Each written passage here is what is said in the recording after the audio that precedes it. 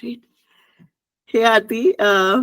So nice to see you here and been kind of like following your journey little bit through our common WhatsApp groups that thanks to a community called Women from IIM has like helped me cross path with um, awesome people like you and like Paro and a lot many more people. Thank you for taking out this time to have this discussion with me, Swati from the Unscripted Career. The motivation behind it is mainly to have a little bit of documentation on career journeys beyond what we see on LinkedIn. So that is my main discussion agenda here. Welcome. Thanks, Swati. Such a pleasure to be here. And I think you're doing something really fun, something really helpful also. The WM community that you mentioned, yes, very, very close to my heart. I think it has been an amazing platform for a lot of us to hear each other's stories, learn, sometimes just have spectator views, right? So, and the fact that you're trying to document some parts of it is really exciting. And I'm happy to be here. Okay, so from your LinkedIn, what I know about you is that you graduated from IIM Ahmedabad the year 2000, and then you went on to work with various tech startups and like some early stage, some established and like known names like Yahoo, Rediff, and all. And then you moved to India. You also worked on Indian startups like Hopscotch, like your own startup, Style Nook, and then more recently have been working in the consulting and freelancing fractional CXO space and in like building startups. This is what your LinkedIn says. Tell me what Arti says on how she has built her No, career. I think LinkedIn pretty much sums it up. This is how my career journey has been. What LinkedIn perhaps does not say is, and in fact, the title of your show, if I can call it, is absolutely perfect. The Unscripted Career, right? Because I actually haven't operated with a script for my career. So LinkedIn does kind of show some of that. A lot of my career moves have happened very organically. uh, and I can actually take it back, like even from before IIMs, right? So some of Yeah. it comes also from the background that I come from. I actually did not go to one of the rat race schools.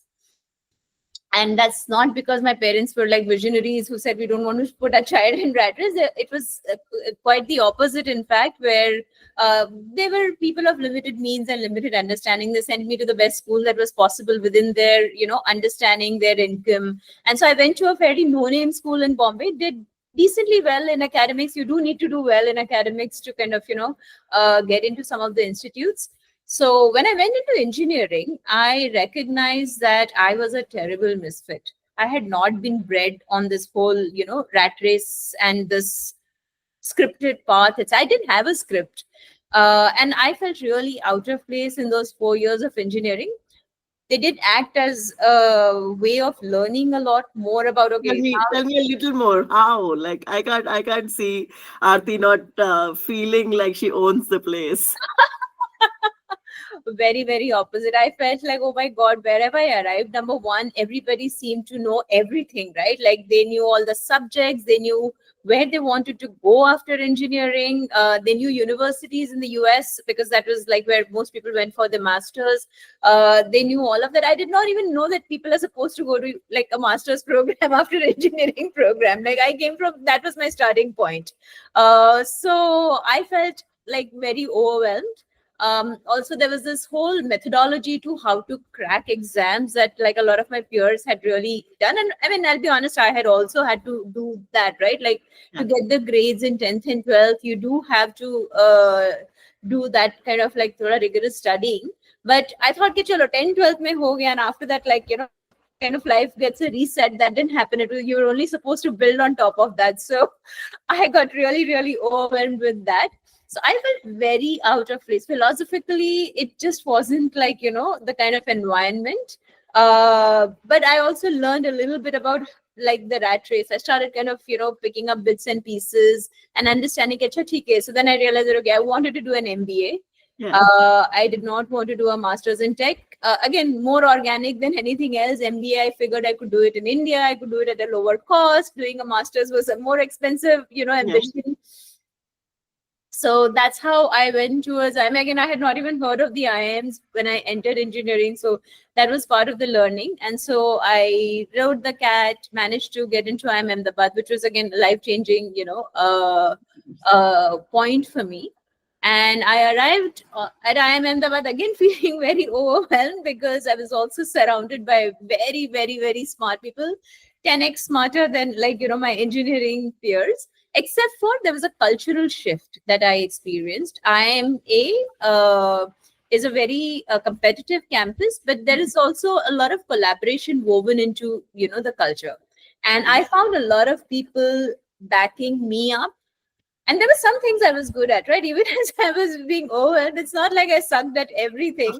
And I found it in me also to give back to the community. And we were all kind of, there's this whole culture of REMs at IMA where if you couldn't figure what you're supposed to do, you go to somebody who has, and they'll give you a little bit of a quick REM so that you are able to survive the next day. So while it was a very intense time, very trying, very challenging, overwhelming for sure, it also gave me a lot of self-belief. And that's how I said, okay, so now that script is kind of coming together. I'd started it very unscripted, and I'm like, okay, the script is coming together. And so I graduated from IIM Ahmedabad and went into this corporate role. Like I started my career at this watch group. But the thing is, what I hadn't, again, scripted in my mind is that a couple of years later, I moved to the US and I'd seen other people do it. So there was a little bit of a script available. And most people, when they did that, they would basically, there is some degree of alumni credibility and connection, especially within the Fortune 500 companies. And so I thought, chalo, great. That script is something I can follow. And I went there and I realized that, timing is everything in America.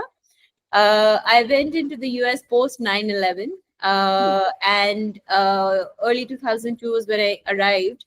And most Fortune 500 companies had been laying off. And then the labor laws dictate that if you've been laying people off, you cannot hire somebody and issue them a fresh H1 visa. And I needed an H1 visa to be able to work there. I had gone on an H4 because I'd gotten married and moved there. And again, I was following a little bit of a script, not like there was a lot of people before me who had followed that script and gone. And within like 2 months, that landed a job, started working. I thought, I have the degrees, I have the ability, I have the hustle, I should be able to. Unfortunately, that script was not mine. That really was probably a very big pivotal moment for me, right? Like I had to figure what I wanted to do now. Many, again, in my peer group in that time and space, I remember ended up saying, okay, housewife life is fun. Great. Let's kind of do that. Some of them went back to school saying, chalo, use the time to, get an education. I'm like, hey, I just got like a pretty first class education in my pocket. Do I just want to go to school to while away time till the economy improves? I actually did consider even coming back to India because, career wise, that was a great time to be in India. And I said, okay, let me give this like a little bit of, a rigor, some hustle, knock on doors, figure out. So I did a lot of cold calling and knocking on doors and even asking for internships, just an ability to get into the door. So the main focus was on like getting a job and not like this type of job or a job that pays this much or like the management job. That actually had gone out of gone off it may have been there initially, but as I started knocking on doors and kept getting rejections, I realized, okay, that's something that I may just have to shelve for now. Let's first get into the workforce, right? And so I ended up going to an early stage startup, Sulekha.com. They just raised money. They were building a team. And again, the salary expectation that I was probably at less than half of that. But it was what it was. It was a job. It was also an exciting role. And that's actually something that really triggered this understanding for me that an exciting role, a good role where you fit well, is actually a really big gift. Money may not happen. At least it didn't happen immediately. It did happen because, once you start working, once you start getting credibility, you're proving to kind of, so money started improving. And then I think within a couple of years, things were normalized. But initially, I definitely went through that. So for me, a lot of my career moments have been like, hey, I'm here now. What do I do? Yeah. And that's how, so even when Sulekha.com I was working, I was kind of trying to figure out where next do I go, because part of it was from a career progression, part of it was also from like a personal life. My husband had gone to university like to do his MBA there, and then he wanted to work in finance, which means we needed to work in New York. And I was trying to figure out what to do in New York. And ideally, I should have again gone and systematically looked up like a whole bunch of companies, interviewed, etc. But I just got a call out of the blue from Rediff asking me if I wanted to be a part of this team that was building out the whole PNL in the US. Sounded really exciting. Yeah. Yeah. At a time when, PNL was just like one accounting thing. Now suddenly you get to go and kind of, be a part of this team, a very small team. And that's the other thing, right? So some things then became a pattern in my career, being part of early stage journeys, being a part of like small teams that kind of pull things together. That kept following even through like, further steps in my career. And so from there, like everything has just really flowed organically. Even starting my own company wasn't like one fine day I said, oh, I'm tired of this corporate job and I'm going to kind of, quit everything and go and start my own. No, it kind of flowed from there. I had like, enough experience in the startup space, and I wanted to build something. And I met my co-founder, and she and I figured that together we had the ambition and complementary skill sets and market opportunity where we could like pull it all together and build something really cool. So it just happened that way. Yeah. You make it sound very easy, Arti. The fact that when you are in even early stage startups, but you are not necessarily the one looking for the funding, like in Sulekha, in Rediff, in like those companies. I'm sure that would have been like a big shift from, hey, that paycheck is going to stop coming for a small, like a short while, right? Was that the reality? How are you navigating that? Are you saying when I started Style Nook? Yes. Uh, so the thing is, I did not start Style Nook in my 20s, right? I had worked, I started it at 40. I mean, and part of it was also like before Style Nook, I was at Hopscotch again. I was part of the founding team, had really helped kind of build it and take it to like a really exciting stage, been there through Series A, Series B. I actually had to take a pause and consider that what did I want to do next? Like I could have definitely, and I would have loved to continue building hopscotch as well. But somewhere in my head, that 40s clock was ticking, because through all these startup journeys, I had that entrepreneurial itch. Yeah. I wanted to start something of my own at some point. In fact, I had been considering that even before joining Hopscotch. And the only reason I ended up shelving those plans and I joined Hopscotch was just again because it was right place, right time, right role. I just couldn't say no. I couldn't walk away from that. But when we closed Series B, it was a genuine question in my mind that should I now continue in this? Because then it meant that, okay, it was also a growing company, no longer a small team. Yeah. And I didn't know, let me put it, I didn't know if the energy that I had in my 20s and 30s will be the same in the 40s. Today, I know better. I feel I have even more energy, if Yeah. anything. But that point in time, it was a little bit of a concern in my head that, what if I lose momentum? What if I start winding down? What if I don't have that, early stage hustle and rigor that's needed? So if I don't do it now, I may never be able to do this. That was my concern. And so that's when I made the shift to Style Nook again. Good news is if you work till you're about 40 and you've been in startups, you've earned decent money, you've had ESOPs that have also had some, payoffs, you have a little bit of a safety net. Yeah. Career-wise, you're not going to be, grow or bust point. You have a little bit of that. So that's why it was, and my co-founder and I, we were both in our 40s. So we didn't have this saying thing that, okay, I only have 6 months of rent in my bank, and if my Yeah. startup doesn't grow, I don't know what I'm going to do. I didn't have that problem. So starting out a little bit late was definitely easier in that sense.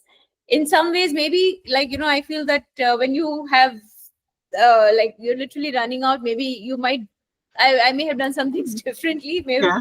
less patience, and that could have brought its own advantages.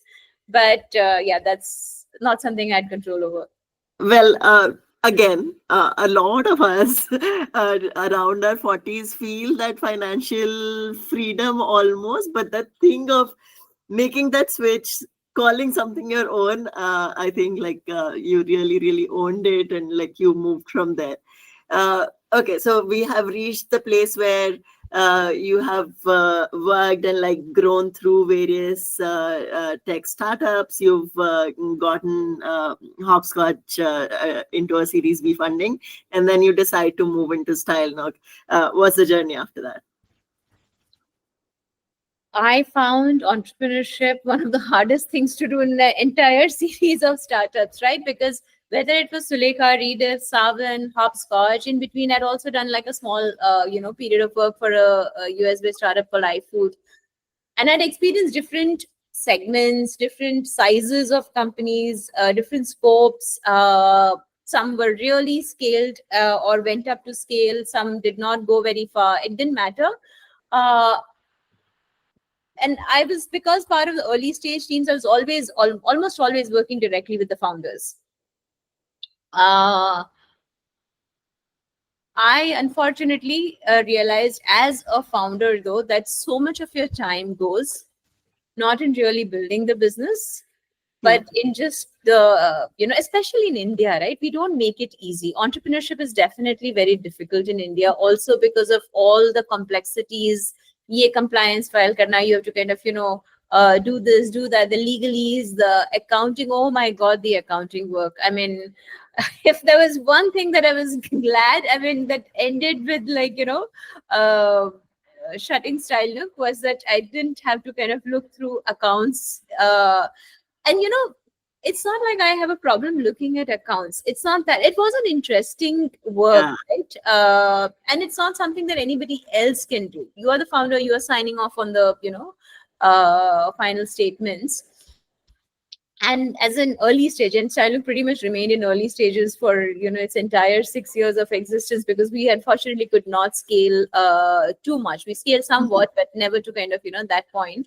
Was that we didn't have big finance teams. It was usually one CA and me, and breaking our heads over, like, some of these things. So what I'm trying to say is that as a founder, you have responsibilities for the office space, the rent, the amount of time I have spent hunting for viable office space, which is yeah, easy on commute, which will also meet our budget, which will also be safe, which will also be, like a little bit of a fun, exciting place. I mean, I became like better than a real estate agent at some point, just trying to do that, right? Same thing in fundraising. You spend so much of your time fundraising. You spend so much of your time in business development. That actual building of the business is something that I had to kind of, rely on the rest of the team.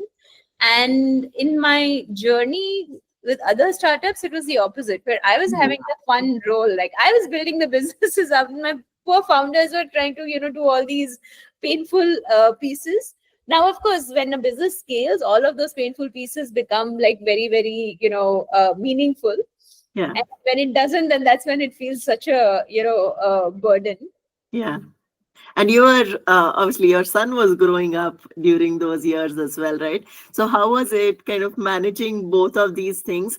Because that the script that we as women have with our careers is that okay, we'll go like all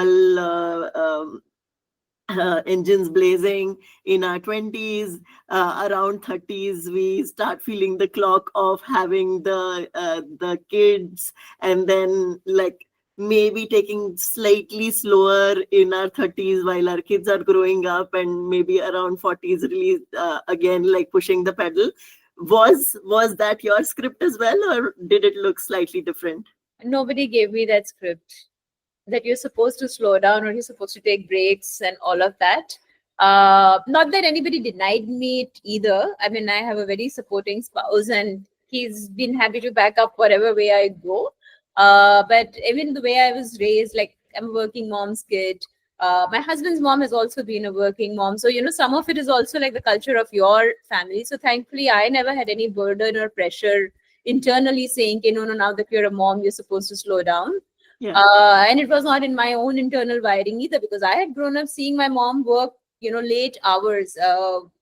We were latchkey kids, and I didn't know any other way of dealing with life. So I also did not have that guilt. What I've noticed is, for a lot of women, because when they've grown up, and there's this whole emotional, narrative around, when I came back from school, my mom was home, she gave me a snack, I, chatted with her, and I worry that if I work, my Yeah. child will be denied that experience. And that will kind of ruin my child's childhood. It will ruin how they grow up. It will make them whatever, emotionally, devoid, or whatever those fears kind of, Yeah. play out, right? And I did not have that. That's all. So I didn't have that guilt or fear that, oh, if I'm not home and if I'm not kind of waiting on my kid, anyway, I don't wait on my kid, but like if I'm not always around, it's going to ruin my, child's future. I did not have that fear at all, because I had seen fairly functional, like, Yeah. siblings and myself, and grow up, and I continue to be very close to my mom, right? In spite of the fact that I've actually been away from home since the age of 17. Like, once you go to college, technically, I've never really gone back home after that, because it was college and then MBA and then work. And then I moved abroad for 10 years, came back to India. So, but that doesn't mean that I've personally experienced that. That doesn't reduce the attachment or, like, the connection or closeness. So I did not have that fear in my mind that, oh my God, my child will be ruined if I choose this. Part of it was also the, equation that I have with my spouse, right? Both of us wanted to kind of have a kid at a time when we both could be a part of that. It was never an expectation that, oh, you're the mom and so it's your responsibility. I'll, I'll be honest, I do get a disproportionate share of the responsibility, but my spouse has been always very clear. In fact, if I remember, so we had my son and I only have one child. That was part of the narrative, though. I mean, that was my script. I realized that once I was a mom and I was able to weave in, like, work life in a way that it was manageable. Yeah. I thought one kid is manageable. With two, it may just get like much, much harder. And Yeah. that was the fear I had, that would probably force me to, slow down or, unplug. And maybe for some people, unplugging is also pretty, I'm not judging it. It's great. Yeah. It's just that I wasn't that person. I really enjoy working. I have fun working. Like, so that was a call I made, saying, okay, one is good.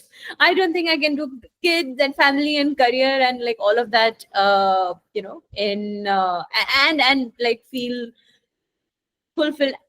If I look back, and I'm sure I could have probably still done all right. Most Yeah. people do. I see people with two kids and they're doing fabulously well, right? So I'm not denying that. But in my own mind, like in our minds, we kind of made the call that, chalo, this is good enough to kind of keep the career momentum going.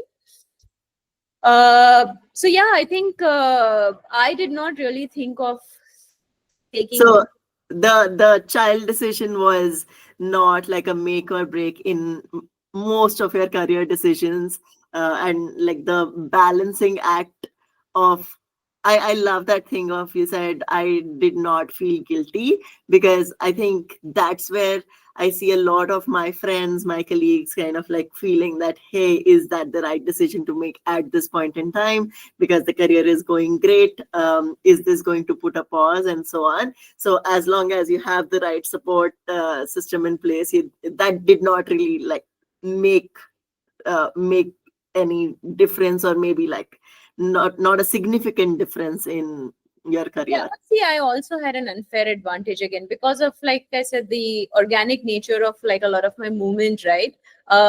Because I was working at largely startups, I didn't have any corporate norms to follow. So I could work from home from time to time. I did not exercise too much of that because I found myself working better when I went into the office, but I had the option. And I think having that option is very powerful.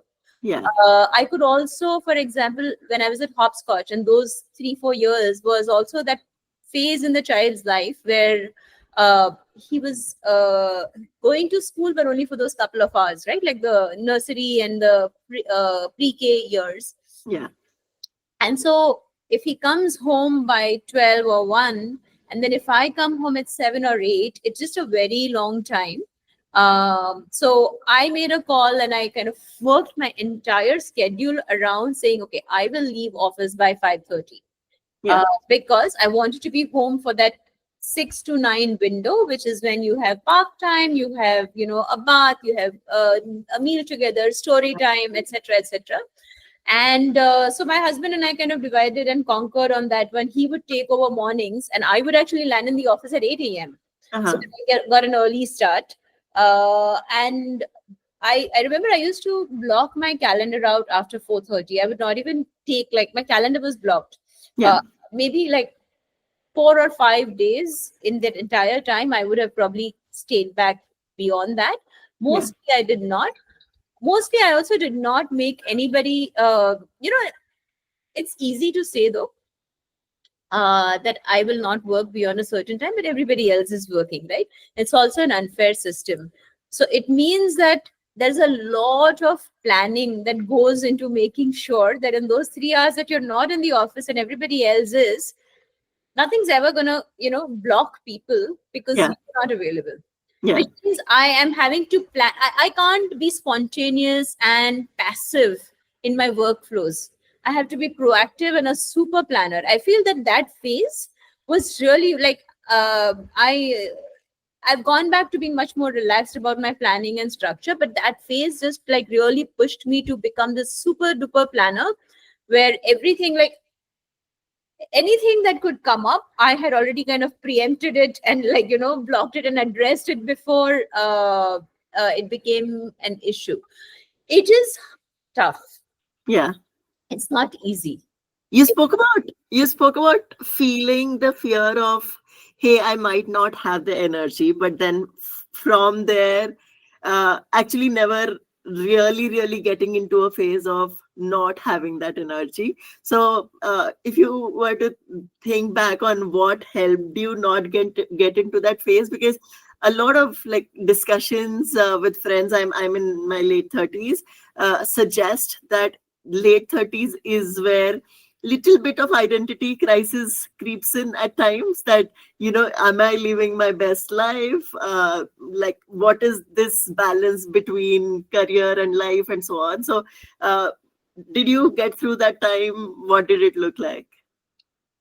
I've always had a pretty good balance between life and career. So I work crazy hours when there's a need, but I'll also do a lot of things outside of work which are very energizing for me, right? So whether it's my music, whether it's like, I used to be a runner. I don't run anymore, but there was a big phase in my life where I used to be a runner, travel. I've never worked at the cost of life, Uh-huh. and life has also never cost me work. Because I actually realize that this whole work-life balance, is just uh, not even a myth. It's just like a buzzword. And also, work cannot conflict with life. Work is part of life, right? Why Yeah, should it conflict with life? Work is very important to me. It's a very important part of me, yeah, and I shouldn't feel guilty about it. And I shouldn't feel guilty about the rest of my life either, because they are yeah, all again parts of me. So how do you kind of make it all fit in is where, and then of course, as a result, there are things that you will walk away from, which maybe are like the standards, the norms. yeah, So, for example, if it was popular for people to do like Saturday brunches, but I may not be available for them because I have chosen to do something else with my time in that. And yeah, I'm okay with that. I eventually have to be okay with that. or equally, like, after work, going out for drinks and partying, etc. If I'm not in that, it's okay. I don't need to feel the guilt. It's my call. It's my decision. Yeah. My choice, and no need to really feel like the FOMO of it. Yeah, that's exactly what I was picking, that you haven't succumbed to FOMO on things. And a lot of the way you talk about your career also feels very like purpose driven, that, you were really enjoying all of those phases, because what also causes that mid 30s, late 30s slump is because you get stuck in this place of middle management where you're feeling like, hey, I don't know, like, am I seeing that growth potential, etc. So I feel like See, maybe I that. also didn't have a script, right? I didn't have a script that by my 30 I should be earning so much and I should own, like, so many assets, and by my 40 I should be here and my, like, whatever. I have not done financially badly. So it's not like, not having that script has hurt me too much. But not having that script also kind of kept it freer, right? Yeah. And also the way it works in a lot of the startup journeys is it's not like that year on year increment. Often the growth comes in fits and starts. Yes. And then when the jumps happen, they happen, like, in big, quantums, Yeah. versus getting that year on year increment. I've never really had to worry about that year on year increment conversation, like, with my manager. That must be very freeing for sure. It is, I think. Yeah, now I can Yeah. say that it is. At a time, I used to feel FOMO about it. Ketcha? Like, people go through this, like, come, end of the year, everybody suddenly, like, going into these, and I am like in my la la land. So there was a time when I felt the FOMO of it, probably, but now I realize that no, it's okay. Again, it's a jungle gym, kind of a career journey. So Yeah. not growing in those set, pathways. Has helped. Great. And then last 3-4 years of the fractional, more consulting, more freelance oriented gigs, if I may say, how has that been? And like, how easy has it been to get those gigs and responsibilities? So honestly, again, it has been very organic for me. Uh, when I shut Style Nook, I actually took a break. So I'm not, like I said, I've not taken too many breaks, but when I shut Style Nook, I genuinely took a break. I really needed it. I was burned out. I was tired. I was just like really spent. So I needed to kind of, zone in a little bit.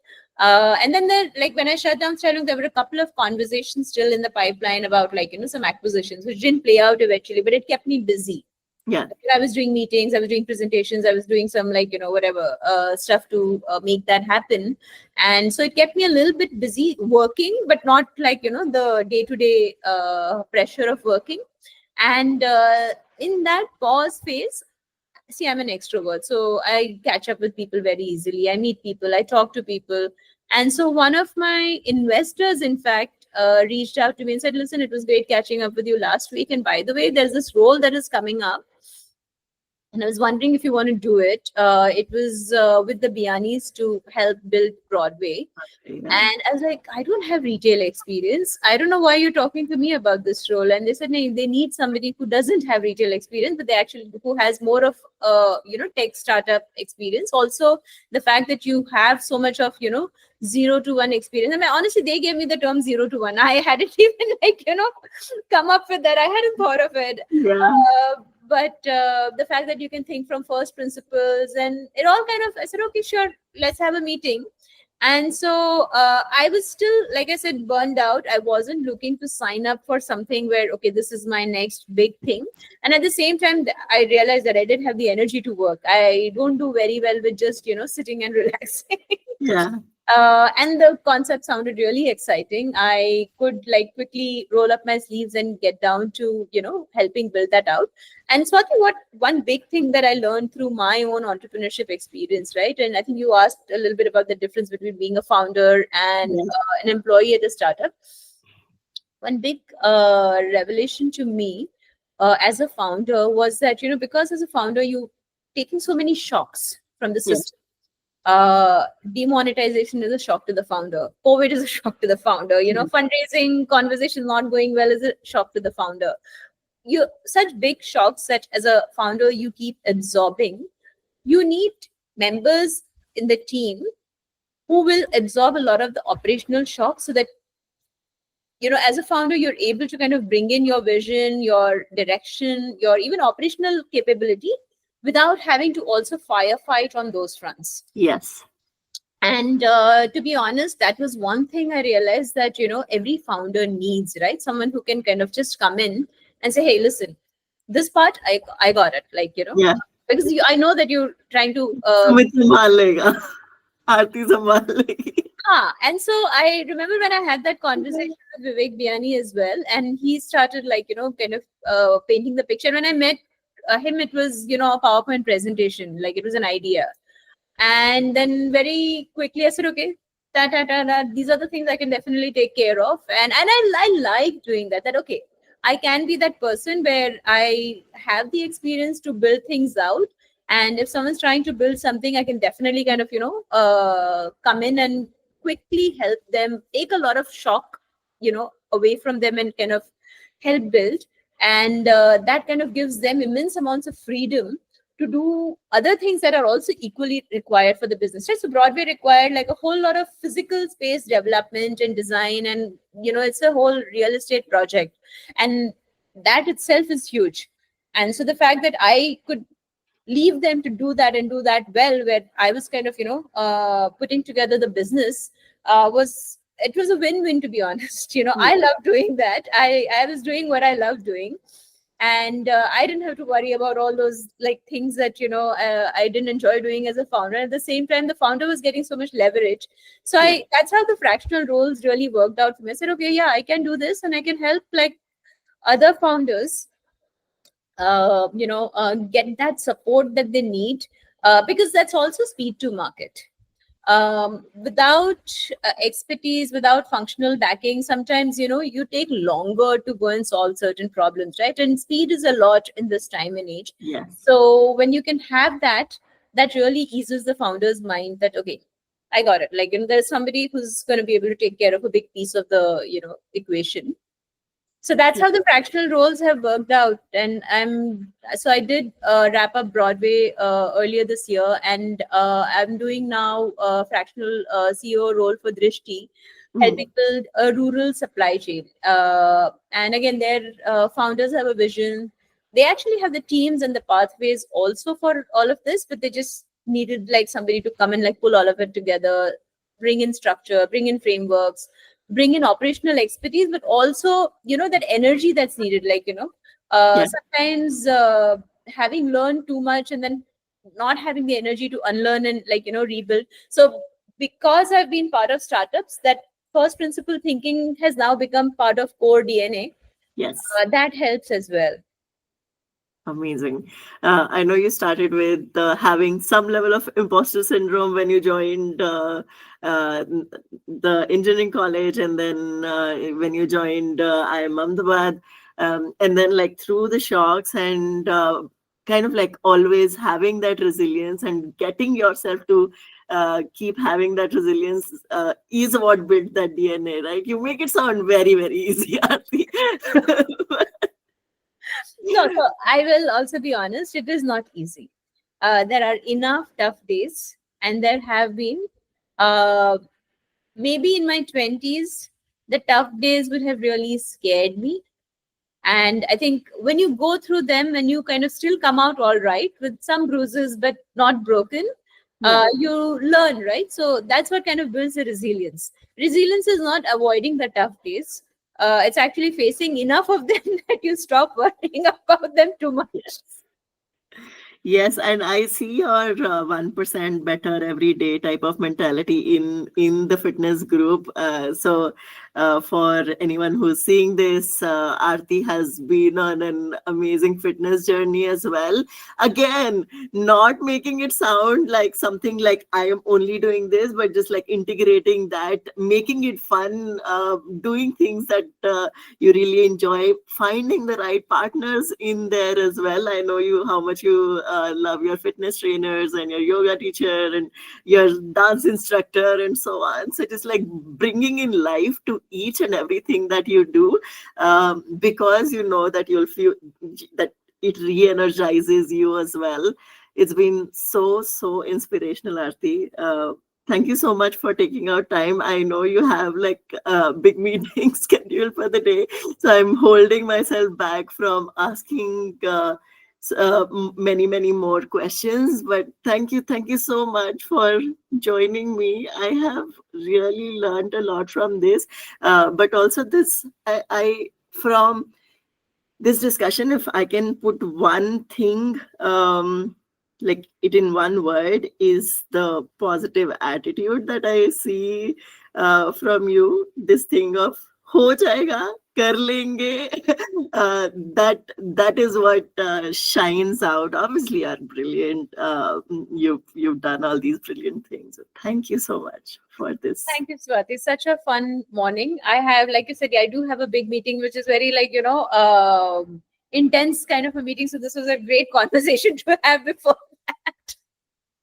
I was telling Paro, conversations are more caffeinated for me than coffee. So thank you for making my Friday morning And I think excellent. one thing I'll just end with, because you talked about like, the positive attitude, right? It's just about and yeah, I do have, I mean, almost like the toxic optimism, like, seeing the glass half full all the time. But it's even not so much about like, engineering an attitude, saying, oh, I need to kind of have a positive attitude about this, but it's more about, okay, if something's good for you, you naturally have to start liking it. It's like, the fitness group that you talked about, right? And I actually went through, by the way, a couple of years in my life, like the COVID years especially, I Yeah. went completely off fitness. And it instantly showed up in my body weight. It showed up in my, energy levels. So this energy that we talk about, in some ways it had maybe started like, fading a little bit. And then I recognized that, okay, this is something that I needed to work on fixing. And again, it's not something I had never worked on before. I had been working. What changed for me is the approach, because I stopped looking at the outcome. What had Yeah. always kind of been the failure was that I was looking at, oh, I need to do a certain amount of weight loss to feel better, look better, be fitter, and therefore I'm going to do these exercises and go on this diet, etc. And I actually took the outcome off the table and said, okay, in order to achieve an outcome, there are certain number of tasks that I need to do. Can I first make sure that I'm doing those tasks? So, the group that you talk about, Yeah. it's called 75 for a reason, right? That we commit to and measure 75 workouts in a quarter. Yes. And I mean, for all of us, I think that's one thing that we've kind of learned through that process, right? That if you are going to consistently work out, yeah, maybe different people have different journeys. Some may lose weight, some may not. I, by the way, have not lost any weight in the entire last year. But the fact that it keeps you committed, it also keeps you motivated. So the positivity really comes from like, knowing that you committed to something and you were able to do it, and you do see the positive outcomes. Weight is not the only metric. In fact, there Yeah. are other metrics that you may not even have thought of. So this energy that I talk about, Yes. it's an unmeasurable, like, element, but it comes into your life and it comes in such a, a big way, which you just cannot have like a target, right? Or till when I leave a certain, when I reach a certain level of energy, I'm going to kind of, be Yes. happy. It doesn't work like that. So sometimes you just have to sit and get the shit done and hope that the outcomes come, and then they mostly do. Yes. I love all of it. And I feel like I never realized when it started happening for me. This like, let's do this day the way, in the best way possible, and kal ka kal dekhenge. That when that starts coming, right, the trajectory, I don't know, it magically starts It adds up. changing. It adds up. Yeah, every single day starts adding up, and then you start seeing that like Yeah. So that 1% compounding effect, I have seen like literally in front of my eyes with you, Aarti. And obviously your career is much longer than that, but it's so inspiring, and I'm very fortunate to be able to have this conversation. So thank you so much.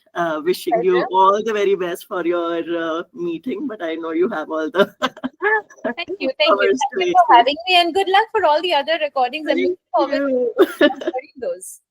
Thank you so much. So Bye, love Aarti. doing Take this. Bye. care. Bye.